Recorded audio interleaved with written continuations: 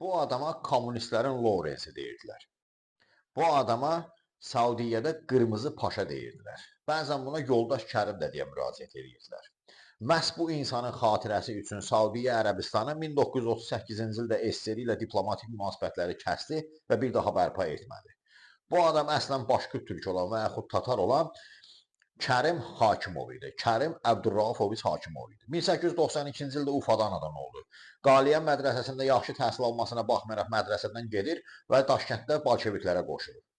Vətəndaş müharibəsində müxtəlif vəzifələr icra edir və bunları da uğurla həyata keçirdir. Və 1920-ci ildə Kuybişevin dəvəti ilə Xarici İşlər Komissarlığına işə düzəlir.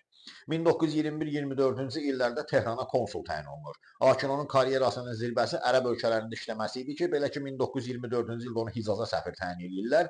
1926-cı ildə isə SSR onu Saudiyyəni tanımaq notası ilə Saudiyyə kralının üstünə göndərir.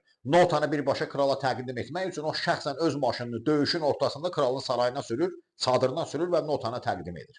Qısa müddətdə onlar dostlaşırlar. O Saudiyyənin bütün işlərinə müdaxilə edir, onun inkişafına kömək edir, kerasin, müxtəlif şeylərlə ona yardımda iştirak edir. O zaman Saudiyyədə neft çıxmırdı. 1928-ci ilə qədər orada fəaliyyət göstərir, 28-də Yəməndə fəaliyyət göstərir, sonra isə Rusiyaya qayıdır. Lakin 1932-ci ildə Saudiyyə ilə münasibətlər pisləşəndə, münasibətləri düzəltmək üçün 35-ci ildə onu yenidən ora səfir təyin edirlər. Kralın şəxsi dostu idi. Kral ona özü qədər arxayın olurdu.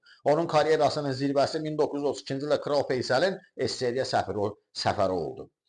Lakin 1937-ci ildə onu təcili Moskvaya çağırdılar. Dövlətdə xəyanətli ittiham etdilər və həbs etdilər. Saudiyyə kralı onun getməməsini xahiş etsə də o buna qulaq asmadı və vətəninə qayıtdı, həbs olundu və güllələndi. Bunu özünə sığışdırmayan Saudiyyə kralı ondan başqa bir səfir öz ölkəsində qəbul etməyəcəyini bildirdi. Bununla da Saudiyyə ilə SSR arasında diplomatik münasibətlər kəsildi.